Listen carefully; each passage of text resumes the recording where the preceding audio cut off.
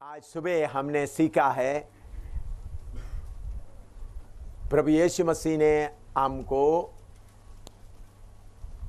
परमेश्वर को पिता के तौर पर समझाया है। सर्वशक्तिमान परमेश्वर हमारा पिता है, हम उनका पुत्र है। प्रभु यीशु मसीह हमारा बड़े भाई है। हम कैसा उनका पुत्र बने, उनके दया के कारण उन्होंने हमको अपना घर में लेके आया, ऐसा नहीं, बल्कि हमको उनके घर में जन्म लेने का सौभाग्य मिला है। कैसा जन्म लिया? परमेश्वर का वचन का बीज हमारे अंदर गया, एक नया मनुष्य उत्पन्न हुआ। इसलिए प्रभु यीशु मसीह ने बताया, यूहन्ना सुसमाचार में हम पढ़ते हैं 3 अध्याय में, जब तक एक व्यक्ति नए सिरे से जन्म नहीं लेता परमेश्वर का राज्य देख नहीं सकता करके लिखा है। तो हमारे अंदर परमेश्वर के वचन के द्वारा एक नया मनुष्य उत्पन्न हुआ और उन्होंने हमको अपने घर में, उनके घर में जन्म लेने के वजह से घराना बनाया। प्रभु यीशु मसीह हमारा बड़ा भाई है। उसके अलावा मैंने बताया, प्रभु ने हमको आत्मा भी दिया। आत्मा के द्वारा हम उनको अब्बा पिता करके पुकारता है। आत्मा हमको गवाही देते हैं, हम परमेश्वर के संतान हैं, परमेश्वर का पुत्र है। तो हम पहले हमारे पास परमेश्वर नहीं था, अभी हमको परमेश्वर के घर में पैदा होने का सौभाग्य मिला। हमको पहले पिता नहीं था, असली पिता स्वर्ग का परमेश्वर हमारा पिता बन गया। तीसरा, हम पुत्र होने के कारण हकदार भी बन गए। प्रभु यीशु मसीह के साथ संगी वारिश, को-हेयर, प्रभु यीशु मसीह के साथ हम हकदार भी बन गए। अभी इससे बढ़कर और एक स्टेप प्रभु हमको लाना चाहता है, वो है हम उनका शरीर का अंग बने। रोमियों की पत्री 12:5 पढ़िएगा। रोमियों की पत्री 12:5, रोमन्स 12:5। वैसा ही हम जो बहुत हैं, मसीह में एक देह होकर आपस में एक दूसरे के अंग हैं। एक देह होकर आपस में एक दूसरे के अंग है। आप सबको मालूम है, बहुत बार सिखाया, आपको मालूम है, प्रभु यीशु मसीह इस देह का सिर है।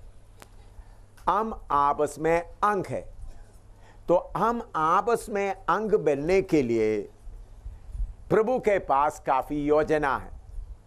उसमें से इब्रानी 12:6 से 11 तक पढ़िएगा। इब्रानी 12:6 से 11। क्योंकि प्रभु जिससे प्रेम करता है उसकी ताड़ना भी हिब्रू करता है। चैप्टर 12 वर्स 6 to 11 ठीक पढ़ रहा है। हिब्रू चैप्टर 12 वर्स 6 to 11, इब्रानी 12:6 से 11। हाँ पढ़ो। क्योंकि प्रभु जिससे प्रेम करता है उसकी ताड़ना भी करता है, और जिसे पुत्र बना लेता है उसे कोड़े भी लगाता है।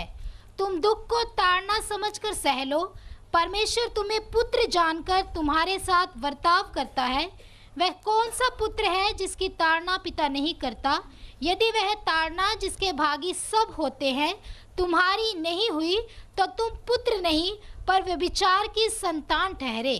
फिर जबकि हमारे शारीरिक पिता भी हमारी ताड़ना किया करते थे और हमने उनका आदर किया, तो क्या आत्माओं के पिता के और भी अधीन ना रहे जिससे हम जीवित रहें?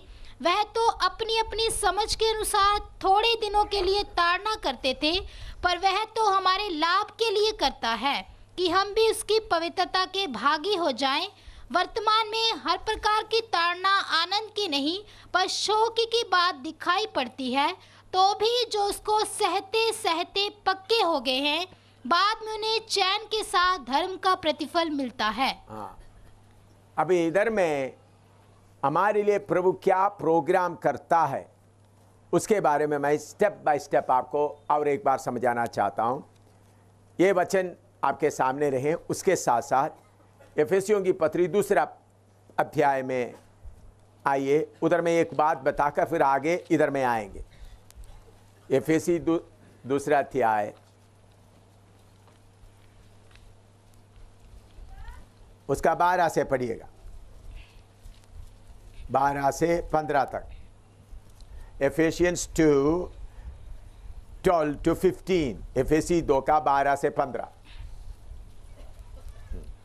तुम लोग उस समय मसीह से अलग और इज़राइल की प्रजा के पद से अलग किए हुए और प्रतिज्ञा की वाचाओं के भागी ना थे और आशाहीन और जगत में ईश्वर रहित थे, पर अब मसीह यीशु में तुम जो पहले दूर थे, मसीह के लहू के द्वारा निकट हो गए हो, क्योंकि वही हमारा मेल है जिसने दोनों को एक कर लिया और अलग करने वाली दीवार को जो बीच में थी ढा दिया और अपने शरीर में बैर अर्थात वह व्यवस्था जिसकी आज्ञाएं विधियों की रीति पर थी मिटा दिया, कि दोनों से अपने में एक नया मनुष्य उत्पन्न करके मेल करा दे। हाँ, बस अभी परमेश्वर हमारे लिए क्या कुछ किया है ये बात आपको अच्छी तरह याद होना है।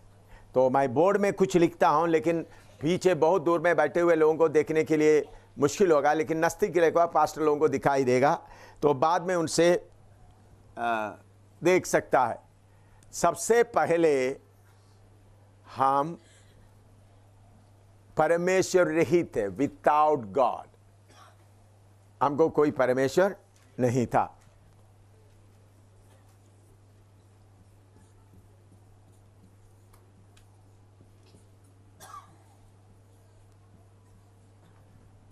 परमेश्वर के बिना हम रहते थे, हमको परमेश्वर के साथ कोई संबंध नहीं था।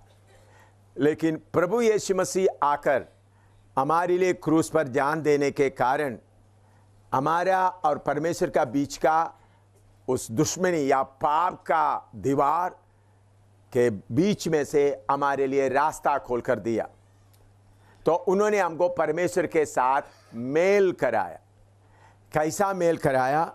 हमारे पापों के लिए क्रूस पर जान दिया, हमारा पाप का कीमत दे दिया और हमारे अंदर एक नया मनुष्य उत्पन्न कराकर परमेश्वर के साथ मेल करा। तो हमको परमेश्वर के साथ मेल कराने के लिए परमेश्वर को बहुत कीमत देना पड़ा। तो उन्होंने हमको परमेश्वर के साथ दोबारा रिकंसाइल कर दिया, परमेश्वर के साथ हमको मेल कर दिया, रिकंसाइल्ड विद गॉड।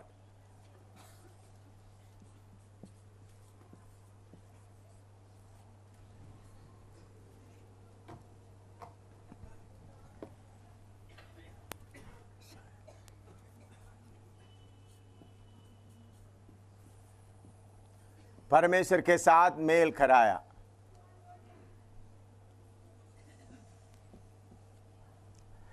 दूसरा, हमको परमेश्वर का घराने का बना दिया, फैमिली मेंबर ऑफ गॉड।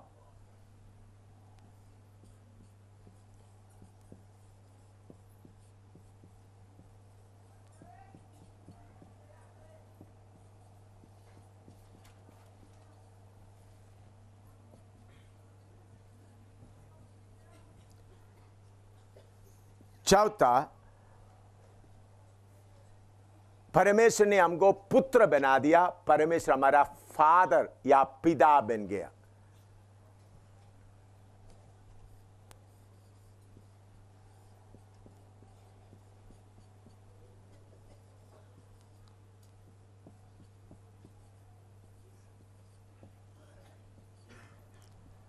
उसके साथ ही गॉड बिकेम आवर फादर।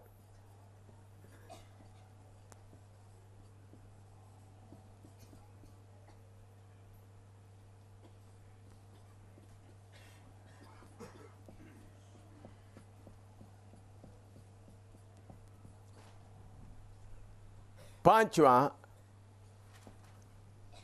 हमको पिता के प्रभु यीशु मसीह के साथ संगी वारिश बना दिया, co-heir with Christ।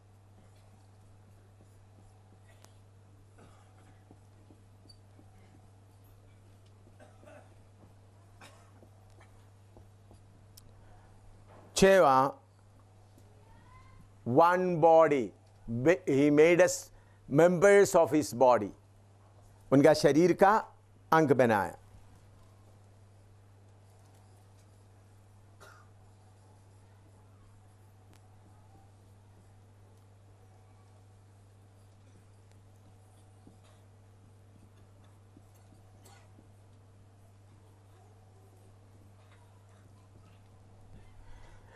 हमारा पोजीशन प्रभु में, हमारा पोजीशन आप अच्छी तरह समझना। पहले हमारे पास परमेश्वर नहीं थे, लेकिन प्रभु यीशु मसीह के द्वारा हम पिता के साथ मेल हो गया और उन्होंने हमको अपना घराने में शामिल कर दिया, फैमिली मेंबर।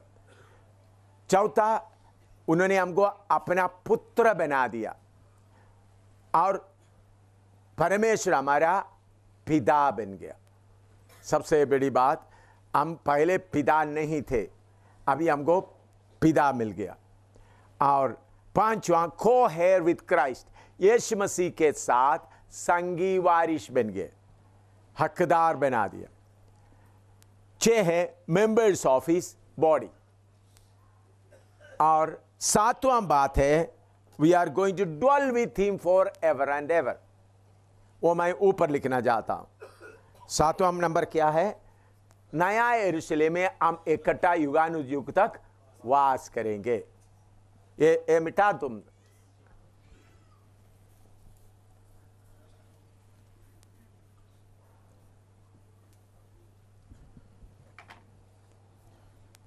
सातवां,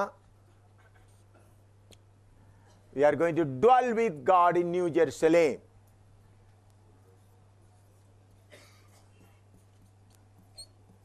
Dwell with God, dwell with our Father, with God लिखता हूं ताकि God our Father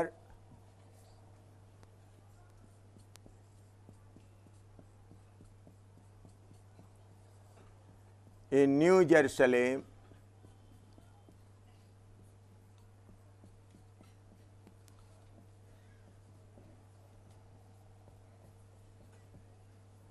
forever.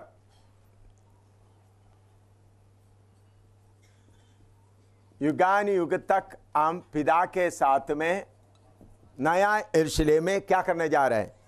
वास करने जा रहे हैं। देखिए, हमको प्रभु ने दिया हुआ, पहले हम परमेश्वर से दूर था, उन्होंने परमेश्वर के साथ हमको मेल कराया और उन्होंने अपना परमेश्वर का घराने का मेंबर बना दिया और उन्होंने हमको पुत्र बना दिया और परमेश्वर हमारा बाप पिता बन गए और प्रभु यीशु मसीह के साथ हमको संगी वारिश बना दिया।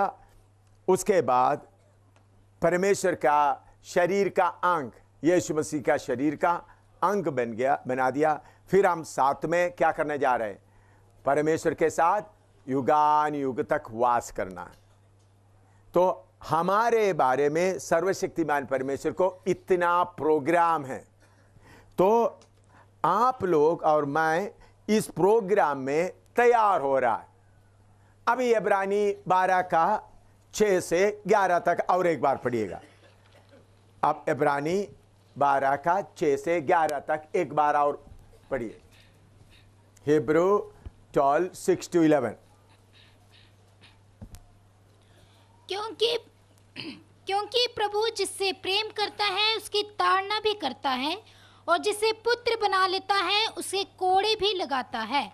तुम दुख को ताड़ना समझकर सह लो, परमेश्वर तुम्हें पुत्र जानकर तुम्हारे साथ वर्ताव करता है। वह कौन सा पुत्र है जिसकी ताड़ना पिता नहीं करता? यदि वह ताड़ना जिसके भागी सब होते हैं तुम्हारी नहीं हुई तो तुम पुत्र नहीं पर व्यभिचार की संतान ठहरे। फिर जबकि हमारे शारीरिक पिता भी हमारी ताड़ना किया करते थे और हमने उनका आदर किया, तो क्या आत्माओं के पिता के और भी अधीन ना रहें? हाँ, वो हमारा आत्मा का पिता है। आत्मा का पिता के हम क्या करें? अधीन रहे। और नीचे, जिससे हम जीवित रहें। हाँ, वह तो अपनी अपनी समझ के अनुसार थोड़े दिनों के लिए ताड़ना करते थे, हाँ, पर वह तो हमारे लाभ के लिए करता है, हमारा लाभ के लिए करता है कि हम भी उसकी पवित्रता के भागी हो जाएं। हाँ, वर्तमान में हर प्रकार की ताड़ना आनंद की नहीं, पर शोक की बात दिखाई पड़ती है, तो भी जो उसको सहते सहते पक्के हो गए हैं, बाद में उन्हें चैन के साथ धर्म का प्रतिफल मिलता है। हाँ। देखिए, हाँ, जल्दी जल्दी जाकर बैठ जाए। आप इधर इधर देखें। परमेश्वर आपको और मुझको कहां तक ले जाना है? हमने फिलिपियों की पत्री में पहला अध्याय में पढ़ते हैं, उन्होंने हमारे अंदर एक अच्छा काम आरंभ किया है और वो पूरा होना है। दूसरा उसका 2:12 में पढ़ते हैं, हमारा उद्धार का कार्य डरते और कांपते हुए हम पूरा करना है। क्यों पूरा करना है? हमारा गोल, हमारा एम, हमारा लक्ष्य क्या है? आखिरी में हम परमेश्वर के साथ युगान युग तक रहने का योग्य बने। तो परमेश्वर का, अच्छी तरह इधर ध्यान से सुनना, परमेश्वर का लक्ष्य या हमारा पिता का उद्देश्य आपको उनके साथ युगान युग तक रहने का हालत में लाना, आपको और मुझको उनके शरीर के अंग बनने का हालत में लेके आना। उसी बात को पूरा करने के लिए हमारा गलतियों के ऊपर उन्होंने अपना फसल से उसको सजा ना देते हुए हमारे अंदर थोड़ा थोड़ा सजा देकर या कष्ट या दुख देकर हमको उनके पवित्रताई के लेवल में ला रहा है। हम परमेश्वर के घर में रहना है तो उनके पवित्रताई के लेवल में हम आना है। इसलिए हम हरेक को कुछ ना कुछ परेशानी के बीच में से चलकर जाना होगा। यह बात बहुत लोगों को मालूम नहीं। आज दोपहर का 3 बजे के बाद, 3 बजे या 3 या 4 बजे के बीच में कनाडा से एक फोन आया। वो कनाडा में फोन करने वाला रो रहा है। वो बोलते हैं, हम कितने साल से बेनिहिन का फैन था, बेनिहिनी जो करता है ठीक है करके, लेकिन अभी आपका सीडी सुना तो हमको मालूम हो गया बेनिहिन के अंदर में जो आत्मा है सही नहीं है। मैं अमेरिका में भी प्रचार किया, इधर भी। तो पहले आपका सीडी सुनकर हमको हैरान हो गया, आपके ऊपर गुस्सा आ गया, लेकिन बाद में आपके सीडी में बताए वचन के द्वारा परख देखा तो आप ही सही है, बेनिहिन के अंदर का आत्मा दुष्टात्मा है करके हमको सबूत हो गया। इसलिए रोते रोते माफी मांग रहा है। मैं उनको जानता नहीं, देखा भी नहीं। कनाडा किधर से, अमेरिका के उस तरफ में कनाडा, उधर से फोन कर रहा है, रो रहा है। तो उन्होंने बोला आपका वचन हम और सुन रहा है, और भी आपका वचन हम सुनना चाहते हैं, क्योंकि जो सीडी इधर बन रहा है उन लोग गूगल के द्वारा पूरा दुनिया में जाने का लिविंग मन्ना के तौर पर ऐसे एक सिस्टम किया। चाहे दुनिया की किसी कोने में बैठे कोई भी चाहते तो ये वचन अभी मिल सकता है। अभी हिंदी में भी मिलने का इंतज़ाम किया है, हिंदी में भी मिल सकता है, अंग्रेजी भी मिल सकता है। इसलिए कुछ लोग सऊदी अरेबिया में बैठकर सुन रहा है, कुछ लोग अफ्रीका में बैठकर सुन रहा है, ऑस्ट्रेलिया में बैठकर सुन रहा है, प्रभु स्कॉटलैंड से बैठकर सुन रहा है। प्रभु ऐसा सुनने का मौका दे रहा है। तो उधर में उन लोग सब आशीष का वचन देते आ रहे। तो मैंने आपको बताया कि हम कष्ट और दुख उठाते हुए सिद्ध होना है। आज दोपहर को शाम को 4 बजे आंध्रा से आए हुए लोगों के लिए मैं क्लास ले रहा था। जो बताया वो।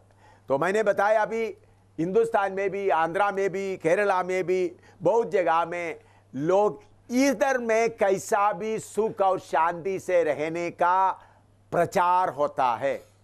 यह बीमारी हर जगह में फैल गया है। कैसा भी इस दुनिया में रहते समय में अच्छी रीति से रहे, कोई तकलीफ ना हो, कोई परेशानी ना हो, घर में सब ठीक चलते हो और नौकरी ठीक चलते हो और शरीर में तंदुरुस्ती अच्छा हो और पैसा का भी कमी ना हो, ये बात। लेकिन मेरे प्यारों, प्रभु यीशु मसीह का उपदेश या बाइबल का उपदेश ऐसा नहीं है। बाइबल का उपदेश इसका बिल्कुल विपरीत है कि इधर में आपको तकलीफ हो जाए, इस तकलीफ के द्वारा आप शुद्ध हो जाएं और परमेश्वर के साथ वास करने का हालत में आ जाए। तो अभी हम परमेश्वर का शरीर का अंग है। प्रभु ने हमको उनका शरीर का अंग है करके बुलाया, लेकिन हमारे अंदर बहुत कमियां होने के कारण, कभी गुस्सा, कभी जलन, कभी बहुत बातें होने के कारण हमको परमेश्वर के उसके समान बनने का मुश्किल हो रहा है। प्रभु का मर्जी है तो हमने कुछ चार्ट बनाया है आपके अंदर का खुद ही क्या क्या है। कल या परसों तक आपको इधर मिलेगा, तो आप इधर में लगा देंगे, तब आप देखना उस चार्ट के अनुसार आप देखते वक्त आपको मालूम होगा आपके अंदर कितना खुदी रहता है, कितना सेल्फ रहता है। वचन के अनुसार मैंने बनाया और हिंदी में भी अंग्रेजी में भी बनाया, और हमने ये कोशिश भी कर रहा है उनमें से कुछ लोगों एक एक कॉपी भी दें जो उसको खरीदना चाहता है, उसका भी इंतजाम हम लोग कर रहा है। तो मेरे प्यारों, हमको आत्मा के पिता का अधीन रहना है। इधर में इब्रानी 12 में लिखा है, 12:6 से, प्रभु जिसको प्यार करता है उसको ताड़ना करता है, प्रभु जिसको बेटा मानता है उसको कोड़े भी लगाता है। तो अभी सर्वशक्तिमान परमेश्वर को आपको ताड़ना देने का एक मौका देना नहीं चाहता। ऐसा हालत में हमारा संगति में लोग आस्ता आस्ता मौका दे रहा है, लेकिन बाहर के उपदेश क्या है? अगर आपका ताड़ना हो रहा है, क्या गरीबी हो रहा है या कुछ पैसा का तंगी आ रहा है या बीमारी आता है, तो कैसा भी उसमें से निकल जाने का एक मनसा बनाता है, क्योंकि कष्ट सहना, दुख सहना नहीं चाहता। इसके कारण आपका सिद्ध होने में रुकावट होता है। इब्रानी 12 में हमने पढ़ा है, आत्मा का पिता का हम क्या करना है? अधीन रहना है। वो हमारा पिता है। आज सुबह मैंने आपको बताया वो हमारा पिता है। उन्होंने हमको अपना पुत्र समझकर, मेरा पुत्र ठीक हो जाए। जब आपका बच्चा स्कूल में नहीं जाता, सुस्ती करता है, तो आप जरूर उनको ताड़ना देता है, उनको मारता है, उनको ताड़ना देता है, उन्हें ठीक तरह से नहीं चलता है तो बच्चे को अच्छा नहीं लगेगा। लेकिन आपको मालूम है, बच्चे बिस्तरे में सोता रहेगा तो स्कूल में नहीं जाएगा, बच्चा गलियों में घूमते रहेगा, खेलते रहेगा, तो बाद में जो हालत बनना वो नहीं होगा। इसलिए आप उनको सजा देकर, जो अपना बच्चे को प्यार करता है, सजा देकर उनको तैयार करता है, सजा देकर ले जाते। इसी मुताबिक हमारा स्वर्गीय पिता भी हमको सजा देकर खड़ा करते हैं समय समय पर। लेकिन आत्मा का पिता का अधीन रहना है। लेकिन हम लोग, बहुत लोग क्या करता है, कोई समस्या आते वक्त में हमारा दिल के अंदर ये चिंता, शैतान हमला करने के लिए आ गया। मेरे प्यारों, आपका जीवन प्रभु यीशु मसीह में बिल्कुल सुरक्षित है। आपके व्यक्तिगत में बाढ़ लगा हुआ है, आपका खानदान के लिए परमेश्वर बाढ़ लगा हुआ है, आपका धन संपत्ति के ऊपर भी बाढ़ लगा हुआ है। परमेश्वर की आज्ञा के बिना आपका बाढ़ हटता नहीं, रुकावट नहीं आता। तो इसलिए किधर भी समस्या आते समय में आप ये प्रार्थना करना, प्रभु इस समस्या के द्वारा आप मुझे क्या सिखाना चाहता है।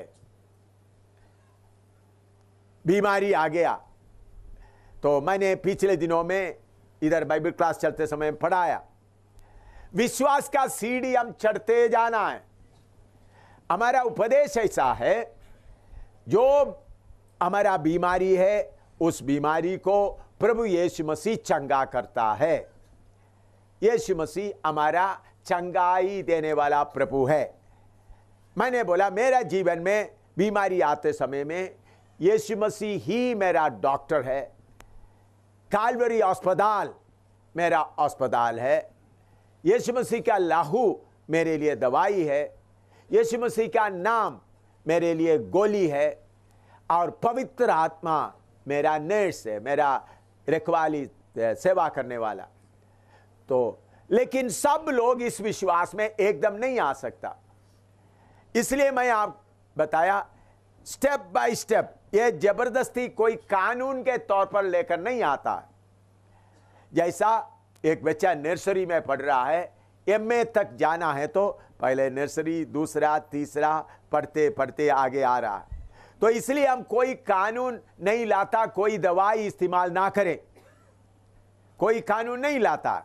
लेकिन ये के क्या होना है, पास होते एक एक सीढ़ी पास होते पार होते उस पूर्णता की ओर, प्रभु यीशु मसीह के शरीर के अंग बनने के लिए आप तैयार होना है। उसके लिए जब कष्ट आता है वो कष्ट को सामना करना है। अभी हमारे बीच में एक बेटी बैठी है प्रवीण के इतना परेशानी है, दर्द दिन रात अगर आप उनको देखें तो मालूम होगा कितना वो प्रभु की सेवा करने वाला, दरियावाल में प्रभु की सेवा करते, गुरदासपुर का ही है। कितना भारी दर्द सह रही है, ऐसा लग रहा है कैंसर हो सकता है। तो हम लोग प्रार्थना कर रहा है, कोई दवाई इस्तेमाल ना करते हो। ये क्लास में भी अभी बहुत मुश्किल से बैठी है, इतना दर्द सह रहा है। मैंने बोला अस्पताल में जाओ, बोला नहीं। दूसरा हमारा टीम में बेटी है नीलम, उनको बुखार और बाकी तकलीफ आया। अपना घर में जीरा में था, उधर से उनका माँ बाप उनको बोल दिया, बाकी लोग बोले दवाई खाओ। मैंने भी बोला दवाई खाओ, बोला नहीं। उधर से फिर इधर आई है, अब पीछे बिस्तरे में लेटी हुई है या उठकर बैठी है, मालूम नहीं। इतना दर्द सह रहा है। मैं क्यों ये बात बताया है, एक समय के अनुसार हम समर्पण करके उस लेवल में आना है, प्रभु यीशु मसीह के उस रूप तक आना है। तो आपका टेस्ट होगा, टेस्ट के बिना आप इसमें जय नहीं पा सकता। इसलिए इतना जो लिखना लिखे, फिर टेस्ट की ओर हम जाने जा रहा है। इतना कोई लिखना चाहते लिखे, उसके बाद टेस्ट आ रहा है। मत्ती 4 का 1 से लेकर 5 तक पढ़िएगा। मत्ती 4 का 1 से लेकर 5 तक।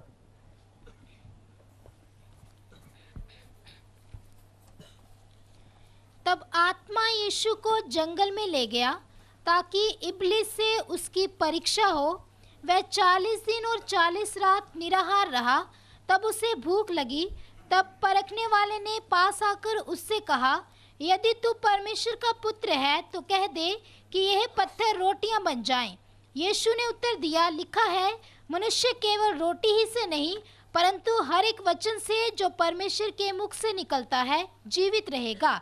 तब इब्लिस उसे पवित्र नगर में ले गया और मंदिर के कंगूरे पर खड़ा किया और उससे कहा, यदि तू परमेश्वर का पुत्र है तो अपने आप को नीचे गिरा दे, क्योंकि लिखा है, वह तेरे विषय में अपने स्वर्गदूतों को आज्ञा देगा और वह तुझे हाथों हाथ उठा लेंगे, कहीं ऐसा ना हो कि तेरे पाँव में पत्थर से ठेस लगे। हाँ, और लीजिए 5 तक पढ़िए। 5 6 5 से नहीं 10 तक पढ़ो। यीशु ने उससे कहा, यह भी लिखा है, तू प्रभु अपने परमेश्वर की परीक्षा ना कर। फिर इब्लीस उसे एक बहुत ऊंचे पहाड़ पर ले गया और सारे जगत के राज्य और उसका वैभव दिखाकर उससे कहा, यदि तू गिरकर मुझे प्रणाम करे तो मैं ये सब तुझे दे दूंगा। तब यीशु ने उससे कहा, हे शैतान, दूर हो जा, क्योंकि लिखा है, तू प्रभु अपने परमेश्वर को प्रणाम कर और केवल उसी की उपासना कर। तब शैतान उसके पास से चला गया और देखो, स्वर्गदूत आकर उसकी सेवा करने लगे। इधर में हम देखते हैं पवित्र आत्मा यीशु मसीह को टेस्ट सामना करने के लिए शैतान के सामने खड़ा कर रहा है। उधर में हम पढ़ते हैं, पवित्र आत्मा उनको ले गया ताकि इब्लीस से क्या किया जाए, परीक्षा किया जाए। यीशु मसीह में कोई पाप नहीं था। यीशु मसीह में हमारा जैसा फ्लैश या शारीरिकता नहीं था। फिर भी प्रभु यीशु मसीह ये टेस्ट को सामना करके पूरा प्रूफ कर दिया। हमको भी ये टेस्ट पास करना है। ये टेस्ट क्या है? पहला टेस्ट हमारा शरीर का जरूरतों को लेके आता है। We are slave of body.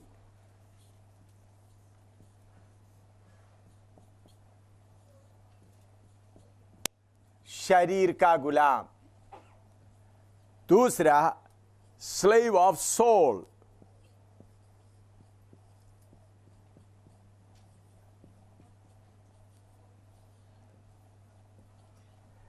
तीसरा, स्लेव ऑफ फ्लैश।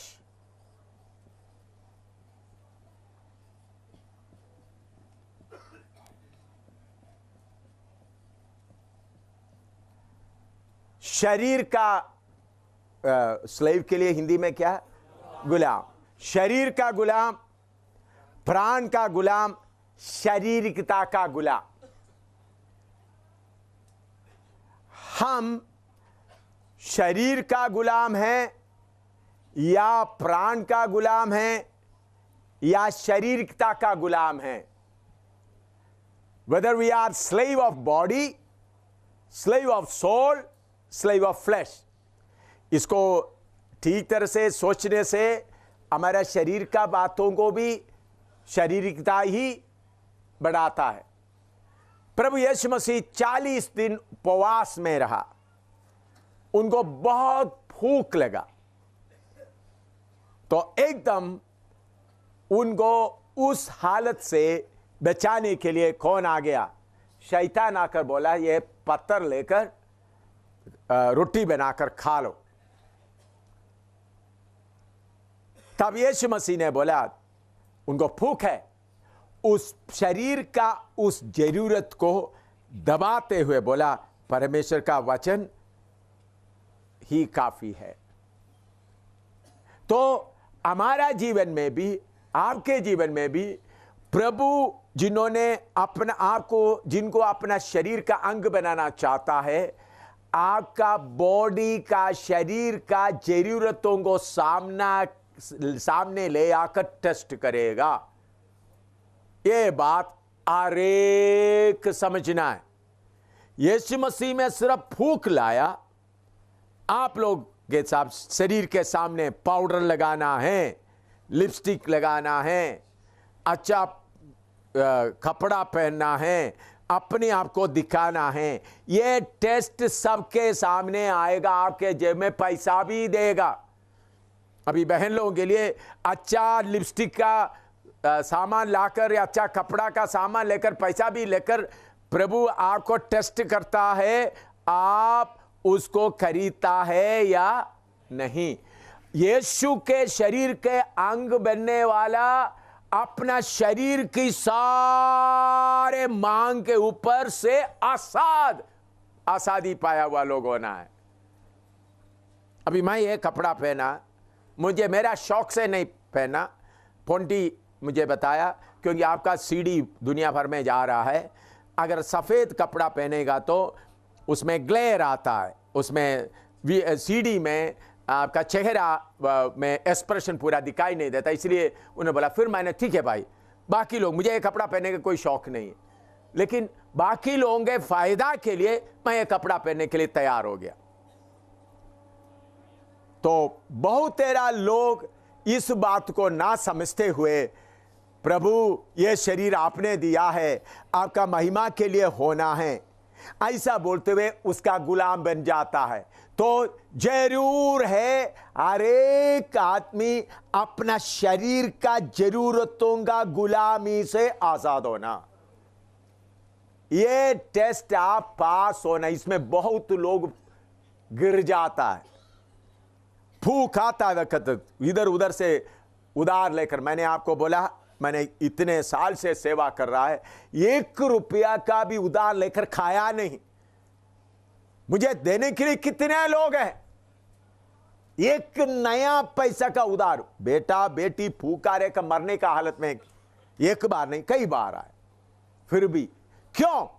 मैं शरीर के गुलाम नहीं है। यह पहला टेस्ट मुझे पास होना है। यीशु मसीह के सामने आया हुआ पहला टेस्ट क्या था? शरीर के जरूरत के सामने यीशु मसीह कैसा सामना करते हैं। लिखो,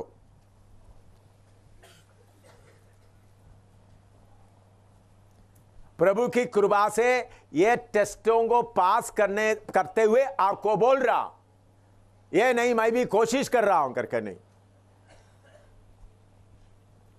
बहुत बार सेवक लोग बोलते हैं अपना, मैं तो भूखा रह सकता, मेरा बच्चा कैसा भूखा रहेंगे, उसको कैसा सहूंगा।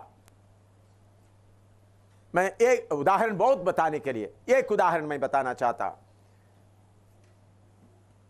प्रभु ने कैसा जय पाने के लिए मौका दिया।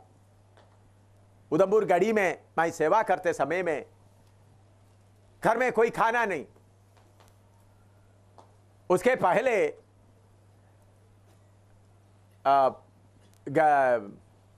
रियासी में सेवा करने वाला प्रभु का दास पास्टर पीटी सामुएल आके उधर में हमने जमीन खरीदा, मकान बना, प्रार्थना भवन बना दिया। पीटी सामुएल और अभी किसी संगति के साथ में है, अभी हमारे साथ में नहीं है। उन्होंने मुझे बोला अभी प्रार्थना भवन बना दिया, दरवाजा उसका डोर नहीं लगाया, तो इसलिए कुत्ते वगैरह अंदर आता है। तो मैंने बोला भाई कितना रुपया से पूरा दरवाजे को? उन्होंने बोला चौखट वगैरह लगा हुआ है, तो उन्होंने बोला 11,000 रुपये होगा तो पूरा काम हो जाए, क्योंकि उस वक्त इतना महंगा नहीं था। उन्होंने ऐसा बोलने के 1 हफ्ते के बाद किसी ने मुझे 12,000 रुपया भेज दिया ड्राफ्ट। मैंने गड़ी बैंक में जाकर 12,000 रुपया बदल कर लाया, 11,000 रुपया निकाल के कवर में डालकर अलमारी के अंदर रख दिया। पीटी सामुएल को मालूम नहीं, जिन्होंने पैसा भेजा उन्होंने बोला अपना मर्जी से, उसमें कुछ भी नहीं लिखा, अपना मर्जी से खर्च करे, सेवा के लिए भेजा। तो 11,000 मैं अलमारी में रख दिया, बाकी 1,000 रुपया था। 1,000 रुपया में से कुछ पास्टर लोग वगैरह आया, उनको कुछ दिया, कुछ दूध का पैसा दिया। फिर उसके बाद 1 हफ्ते के बाद घर में कुछ भी नहीं, पहला दिन कुछ भी नहीं, चाय नहीं, दूध नहीं, खाने के लिए कुछ भी नहीं। बेबी इधर सूसन इधर बैठी है, उनको शायद याद है, मालूम नहीं। दूसरा दिन भी कुछ भी नहीं। तीसरा दिन शाम को 11 बजे, तकरीबन 11 बजे फिन्नी रोते रोते उनका जीप तालू में चिपक गए। उन्होंने बोला पापा कल कोई खाना मिलेगा। तो मैंने उनके सिर पे हाथ रखकर प्रार्थना किया, प्रभु तेरा मर्जी है तो ठीक है, अगर ये बेटा भूख से मरेगा तो मैं तेरा धन्यवाद करूंगा। जम्मू कश्मीर के लोगों के लिए मेरा बेटा भूख से मरने से मैं दुखी नहीं होगा, आपको धन्यवाद करूंगा। ऐसा मैं प्रार्थना करते समय मेरे अलमारे में कितने 1,000 रुपया है? 11,000 रुपया रखा हुआ अलमेरे में, अपने अलमेरे में 11,000 रुपया रख करके मेरा बेटा मरने का हालत में। दूसरे दिन सुबह 4 बजे मैंने आज बताया, उधर से 7 किलोमीटर दूर टिकरी में रहने वाला भाई, एक ब्राह्मण पुजारी रोटी ले, आटा चावल वेजिटेबल वगैरह लेके आए। उनको 2 महीने पहले, 1 या 2 महीने पहले मैंने यीशु मसीह के बारे में बताया। उन्होंने मंदिर में बैठा हुआ था रात को 1 बजे, क्योंकि उन लोग नया साल, कुछ मुझे इतना मालूम नहीं, उन्होंने बोला नया साल कोई आटा हो चावल हो तो आगे पहले आकर मंदिर में पूजा देवता के सामने अर्पण करता, उसके लिए लाया था। उस वक्त उनको मेरे बारे में याद आया, किसी ने उनको बोला जल्दी ले आओ। 4-7 किलोमीटर पैदल चलकर वो ब्राह्मण पुजारी लेके आए, सामान वगैरह लेके आए। 4 बजे दरवाजा खटखटा, मैं उठकर खोल दिया तो ब्राह्मण पुजारी बैग में चावल, आटा, सब्जी वगैरह लेकर खड़ा। तो उसको पकाकर मेरे बेटे को सुबह उठो तो खाना देने के लिए प्रभु ने कृपा दिया। उसके 1 दिन के बाद पीटी सामुएल आ गया।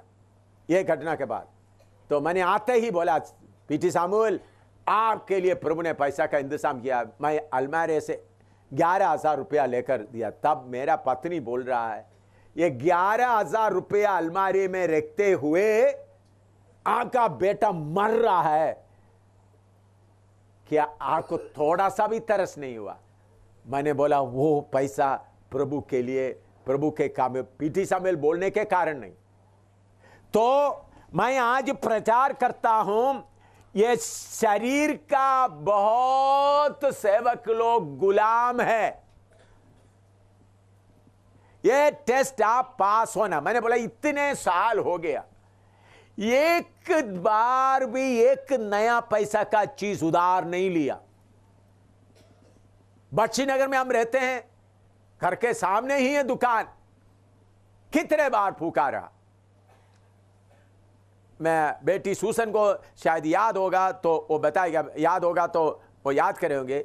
उधर में जिधर में मेडिकल कॉलेज था, मेडिकल कॉलेज इस तरफ में, अभी उधर में एक सर्कल वगैरह आकर उधर में अभी झुंगी झोपड़ी नहीं है। उस झुंगी झोपड़ी में सूसन जाकर लोगों का कंघी करता था, बाकी वगैरह उनको उनका सेवा करती थी। उस वक्त भी हमारे पास खाने के लिए कुछ नहीं है, भूखा उधर रहा। फिर मैं फिन्नी, हम फिन्नी भी आए तो हम लोग फिन्नी अपना गिटार वगैरह लेकर उनके बीच में जाकर गीत वगैरह गाया। तो हम लोग गीत गाते वक्त वो झुंगी झोपड़ी में रहने वाला गरीब लोग दरी बिछाया, शीट बिछाया, कुछ लोग चावल डाल रहा है, कुछ लोग सब्जी ला रहा है, कुछ लोग पैसा ला रहा है। कौन ला रहा है? हमने उनको बोला ही नहीं है। फिर उन लोग खुद उठाकर लेके आए। तो मैं आपको बताता हूं, हमारा एक बाप है, बाप आपका जरूरतों को जानता है। मेरे बाप ने देखा एम सामुएल उनके घर में 11,000 रुपया फ्री में इस्तेमाल करने के लिए उसके ऊपर हाथ नहीं लगा रहा है। 7 किलोमीटर दूर बैठने वाला हिंदू पुजारी को बोला मेरा बेटे के लिए चावल लेकर जाओ। मैं एक ही घटना आपको बताया। ऐसा बाप को अनुभव करना है तो इसके लिए समर्पण करना। मैं मेरा शरीर का गुलाम बनकर नहीं रहेंगे। चाहे मेरा पत्नी मर जाए, बेटा मर जाए, बेटी मर जाए, खुद मरने का हालत में हो, मैं शरीर का जरूरतों का गुलाम नहीं बनेगा। सिर्फ खाने का नहीं, कपड़ा पहनने का, अपने शरीर का गुलाम। मैं मेरा शरीर का गुलाम बनकर नहीं रहेंगे। पहले आदम शरीर का गुलाम नहीं था, हव्वा के कारण वो शरीर का गुलाम बन गए। तो आखिरी आदम यीशु मसीह को मैं पाने के कारण मैं शरीर का गुलाम नहीं रहेगा। तो यीशु मसीह के सामने लाया हुआ पहला टेस्ट क्या था? शरीर का जरूरतों का। वो भूख सिर्फ एक ही बात है। तो आप लोग दुकान में खड़ा होंगे, आजकल बहुत बहुत नया नया सिस्टम आप लोग देख रहा है, बहुत जरूरतों को बहुत नया स्टाइल, नया नया कपड़ा, नया नया पैंट, नया नया टॉप, क्या क्या है निकल के आ रहा है। उसको देखते समय में आपको प्रभु परख रहा है। प्रभु यीशु मसीह को परखा, 40 दिन भूखा रहकर के भूख बढ़ाया। यीशु मसीह शक्ति पाने के लिए उपवास नहीं किया, वो उस वक्त भी परमेश्वर खुद था, लेकिन उनका बाहर का शरीर को फूंक मैक्सिमम आने के लिए, ज्यादा से ज्यादा फूंक आने के लिए क्या किया? टेस्ट आ गया। अभी इधर बैठी है प्रवीण, उनके शरीर में बहुत दर्द हो रहा है। आज सुबह मैंने दिन कितने रात हो गया वो सोया नहीं, दर्द से तड़प रहा है, शरीर का टेस्ट हो रहा है। बेटी पीछे है नीलम, कितना दिन से बीमारी के बिस्तर में पड़ी है, कितना दिन से बुखार ज्यादा है। मैंने बोला दवाई खाओ, नहीं नहीं नहीं, उधर टेस्ट हो रहा है। क्या अपना इसके पहले शरीर का टेस्ट शरीर की मर्जी के लिए चलती थी, बोलती थी, प्रभु ने उसका टेस्ट कर रहा है। इसी मुताबिक जो जय पाना चाहता है, जो दुल्हन में शामिल होना चाहता है, शरीर का टेस्ट को पास करना है। लिखो, नेक्स्ट है स्लेव ऑफ सोल, प्राण का गुलाम। इसका भी टेस्ट प्रभु यीशु मसीह को हुआ। कैसा? उनको बड़ा मंडप या उसको क्या बोलते हैं, अंगूरा में गुम्मट के ऊपर, मंदिर के गुमेरे पर खड़ा करके उधर से उनको नीचे कूदेगा तो वो लोग बोलेगा ये बड़ा आदमी आ गया। नाम, फेम, अच्छा नाम, अच्छा बड़ा बड़ा इज्जत, ये हमारा सोल का है या हमारा प्राण का। प्राण बहुत इज्जत चाहता है, इज्जत के बारे में सोचता है, इज्जत पाने के लिए बहुत कुछ करता है। तो यीशु मसीह के सामने वो टेस्ट भी आया। मैं बड़ा अद्भुत काम करते हुए बड़ा नाम लेकर चलने के लिए मैं नहीं चाहता। यीशु मसीह उस टेस्ट को भी पास किया। अभी हमारा जीवन में हम चलते समय में बहुत लोग आपको तारीफ करेंगे, आपको भी अच्छा लगेगा। आप प्रचार करने के बाद 2-3 लोग आकर, ओह आज पादरी साहब आपका प्रचार बहुत अच्छा, आप थोड़ा सा अच्छा हो गया। मेरे पास बहुत लोग आए ऐसा बोलने के। वो किसके लिए? आपका सोल, प्राण का टेस्ट हो रहा है। लोगों के तारीफ के द्वारा आपका प्राण का टेस्ट हो रहा। मैं आपको समझाने के लिए, याद दिलाने के लिए एक बात बताता हूं।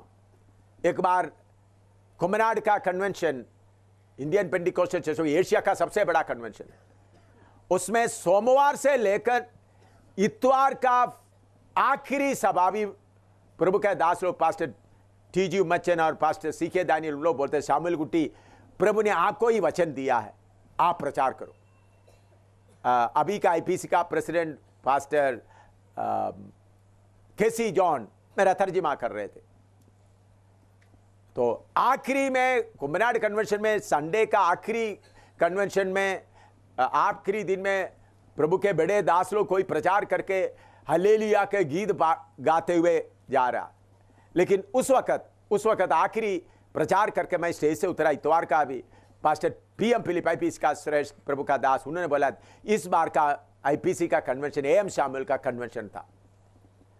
मैंने प्रभु का धन्यवाद किया। उसके बाद 14 दिन का कन्वेंशन, बेदारी मीटिंग तिरुवल्ला में, मंजाड़ी में हुआ। उधर में प्रभु ने बहुत आशीष दिया। 14 दिन लगातार बड़े पुराना प्रभु के दास लोग स्टेज में खड़ा होकर नृत्य करते हुए बोल रहा था, पहला पेंटिकोस्ट का अनुभव मुझे मिला। वर्ल्ड पेंटिकोस्टल कॉन्फ्रेंस का एशियन रिप्रेजेंटेटिव जॉन तानिकल भी आए थे। उन्होंने मेरे साथ बात कर रहा था, कैसा वर्ल्ड पेंटिकोस्टल कॉन्फ्रेंस में आप ही प्रचार करना। मैंने बोला ठीक है, प्रभु का समय, मैंने उसमें ज़्यादा बात नहीं किया। उन्होंने काफ़ी बात किया मुझे। तो उसके बाद मैं उस वक्त कलेक्टर सीके मताई का घर में मैं आराम कर रहा था। टीम करीबन 40 लोग थे, उधर ही थे। मुझे एक अच्छा कमरा वो कलेक्टर साहब था, तो उनका बेटा इंग्लैंड में वगैरह थे, बहुत अमीर लोग हैं।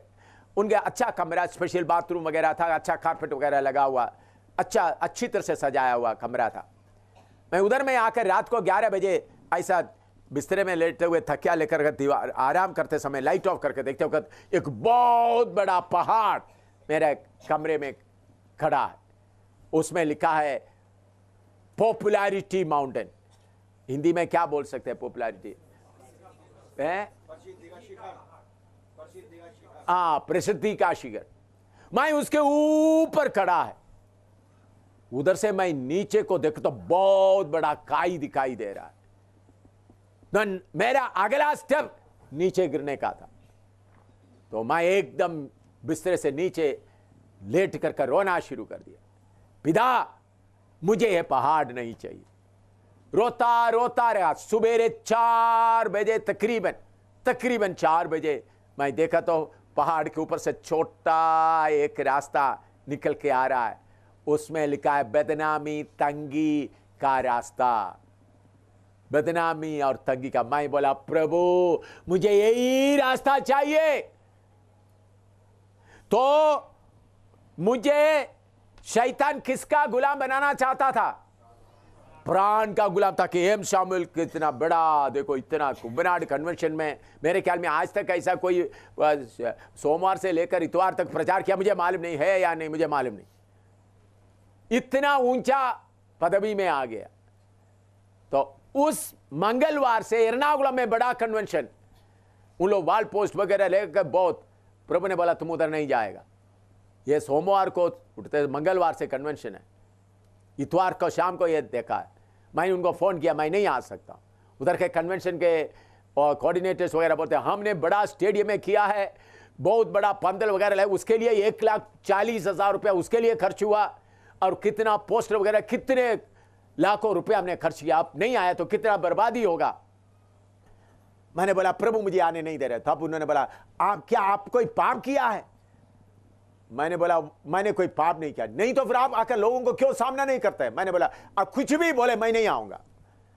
प्रभु का धन्यवाद, उसके लिए बहुत बदनामी होना पड़ा, लेकिन मुझे मालूम हो गया ये टेस्ट में पास होना है। उसके लिए इतना बदनामी लेकर लोग बोला एम शामिल पाप किया इसलिए कन्वेंशन में नहीं आया। तो मेरे प्यारो पास्टर लोगों, आपको प्रशस्ति का, आपका सोल का बढ़ापन करने का, आपका प्राण को बढ़ापन करने का, चंगाई का, बाकी का टेस्ट आएगा, वो भी आप पास होना है।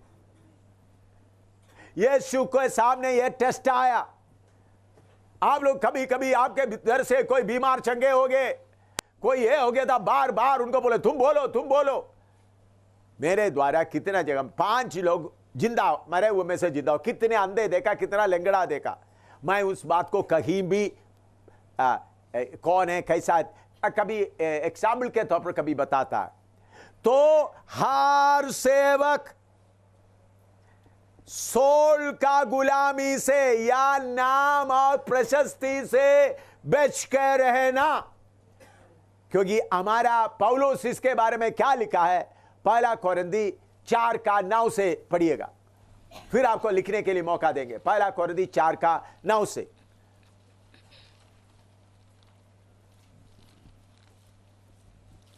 मेरी समझ में परमेश्वर ने हम प्रेरितों को सबके बाद उन लोगों के समान ठहराया है जिनकी मृत्यु की आज्ञा हो चुकी हो, क्योंकि हम जगत और स्वर्गदूतों और मनुष्यों के लिए एक तमाशा ठहरे हैं। हम मसीह के लिए मूर्ख हैं, परंतु तुम मसीह में बुद्धिमान हो। हम निर्बल हैं, परंतु तुम बलवान हो।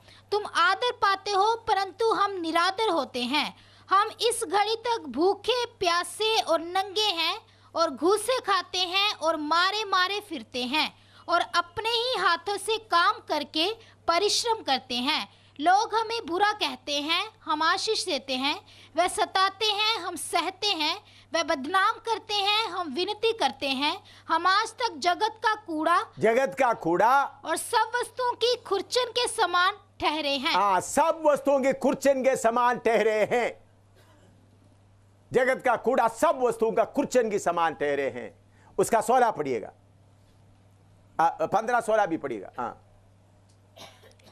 क्योंकि यदि मसीह में तुम्हारे सिखाने वाले 10,000 भी होते तो भी तुम्हारे पिता बहुत से नहीं, इसलिए कि मसीह यीशु में सुसमाचार के द्वारा मैं तुम्हारा पिता हुआ। इसलिए मैं तुमसे विनती करता हूँ तुमसे विनती करता हूँ कि मेरी सी चाल चलो। मेरी सी चाल चलो, अंग्रेजी में बी माई फॉलोअर्स, मेरे पीछे चलो। तो प्रभु का दास पौलुस को यह बात मालूम होने के कारण अपना प्राण का गुलाम नहीं बना।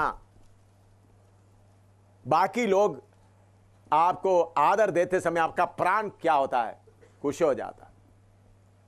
इब्रानी 13:12-13 पढ़िएगा। इब्रानी 13:12-13। इसी कारण यीशु ने भी लोगों को अपने ही लहू के द्वारा पवित्र करने के लिए फाटक के बाहर दुख उठाया। फाटक के बाहर दुख उठाया।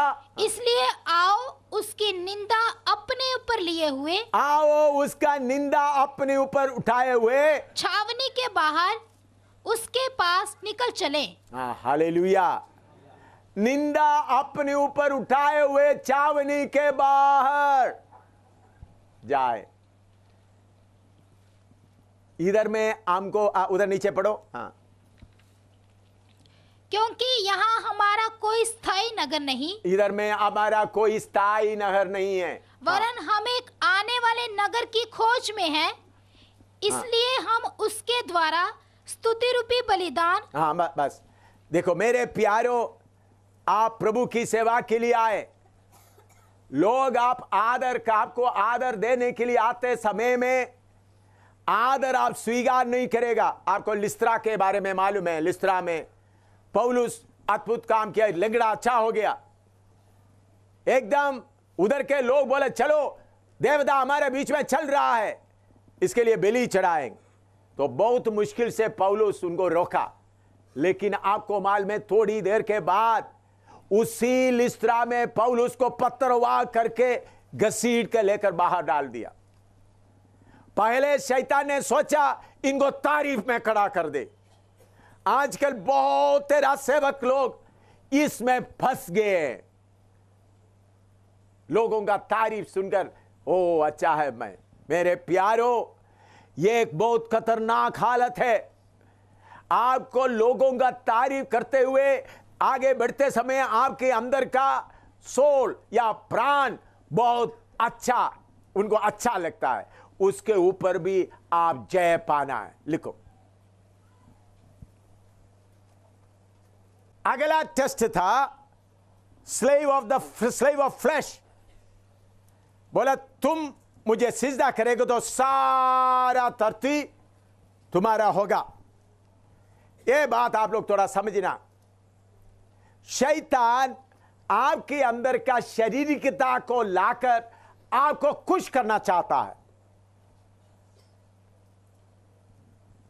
ये बॉडी का जरूरत मैं एक बताया फूक, उसके अलावा आपका शरीर का सेक्सुअल जो हिंदी में क्या बोलते हैं, लैंगिक, लैंगिक शरीर का अंग को नौजवान है, पास्ट है, शादी हो गया तो इसका मतलब यह नहीं अपना शरीर का इच्छा पूरा करते जाए। शादी किया हुआ लोग संयम रहना, मैंने पहले भी बताया। शादी किया हुआ लोगों के लिए संयम चाहिए, जो शादी नहीं किया है दूर है।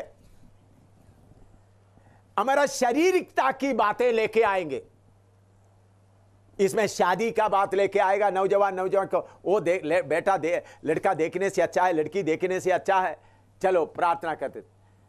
बाद में आप शारीरिकता में फंस गया। मैं पहले भी आपको बताया, मुझे ये बात मालूम होने के कारण मुझे शादी का बात आ गया। बहुत बार आया, बहुत लोग शादी करने के लिए तैयार हो गए। मैंने बोला नहीं नहीं नहीं नहीं। बाद में प्रभु का समय आ गया शादी के लिए। 7 शादी का प्रपोजल था, 1 2 3 4 7। तो मेरा पापा मम्मी मैं गया तो बोला इनका फोटो देख ले, इनका फोटो देख ले या इनका देख ले। कुछ लोग घर में आए कुछ बड़े बड़े लोग हैं, बड़े पढ़े लिखे हैं। तो मैंने बोला मैं देखता हूं, मैं प्रार्थना में बैठ गया। प्रभु आपने मुझे सेवा के लिए बुलाया, मैंने बाद में सेवा के लिए निकला, किसके साथ शादी करना आप बताना। तीसरा दिन मुझे मालूम हो गया अमनी जिसके साथ मैं शादी किया है 7वां नंबर में था। मुझे ऐसा लगा प्रभु उसको थिक कर रहा। तो मैंने उधर का चर्चों कोड का पास्टर को बुला करके गया, उनको मिला, अमनी को अपना दफ्तर से बुलाकर सड़क में खड़ा होकर 1.5 मिनट, ज्यादा 1.5 मिनट भी पूरा नहीं, मैंने इतना बोला मैं तो अभी सेवा कर रहा हूं, मैं नौकरी कर रहा हूं, प्रभु का मर्जी है तो मैं सेवा नौकरी छोड़कर मैं प्रभु जब बुलाएगा मैं सेवा के लिए निकलेगा, आप तैयार होंगे? हाँ जी मैं तैयार होगा, मैंने भी बाइबल क्लास पढ़ा है। मैंने बस इसके अलावा उम्र क्या है, कितना पढ़ा, कुछ भी नहीं पूछा, मुझे मालूम हो गया यही है। जाकर घर में बोला कोई देखने के लिए नहीं जाना, फाइनल कर दो, शादी हो गया। मैं क्यों मैं बात बताता है, ये हमारा शरीर का इच्छाओं को जगाकर आपको फंसाता है। हो सकता है आप में से कुछ लोग ये गहराई ना समझते हुए फंस गया, तो आज से उसके ऊपर जय पाना शुरू करो।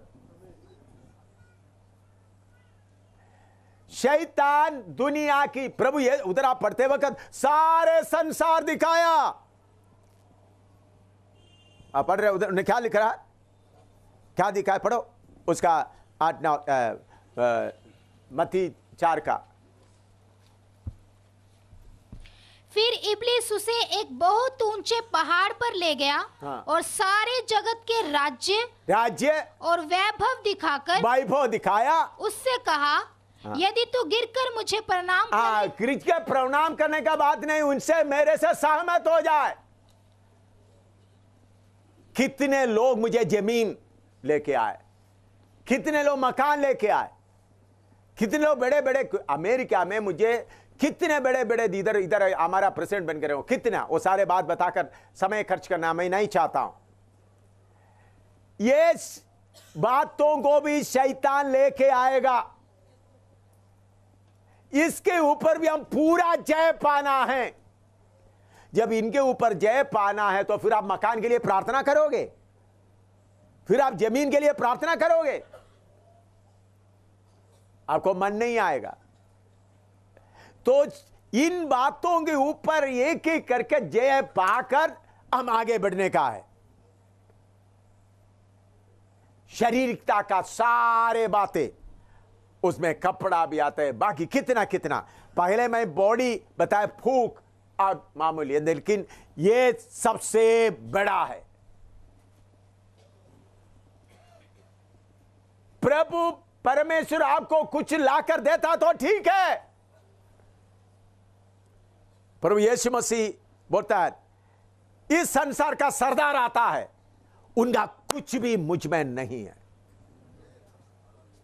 अगर आपके अंदर में कुछ भी है तो आज ही उसको निकाल कर फेंकना, क्योंकि एक भारी लड़ाई का समय आया है। हम पृथ्वी के ग्लोब के ऊपर खड़ा है। अभी मैं आपको बोलते वक्त शायद आपको ये क्या है बोलता है समझने के लिए थोड़ा मुश्किल होगा। पृथ्वी का ग्लोब के ऊपर, सारे पृथ्वी के ग्लोब के ऊपर खड़ा होकर प्रचार हो रहा है, यह है सही उपदेश। इसी सही उपदेश के द्वारा इस ग्लोब को हिलाना है, हर देश को हिलाना है, सिर्फ हिंदुस्तान को सिर्फ नहीं, सिर्फ नेपाल को सिर्फ नहीं। तो उसके लिए ये तीनों में से आजादी पाया हुआ लोग चाहिए। ऐसा ग्रुप को प्रभु तैयार कर रहा है। लिखो इसके बारे में।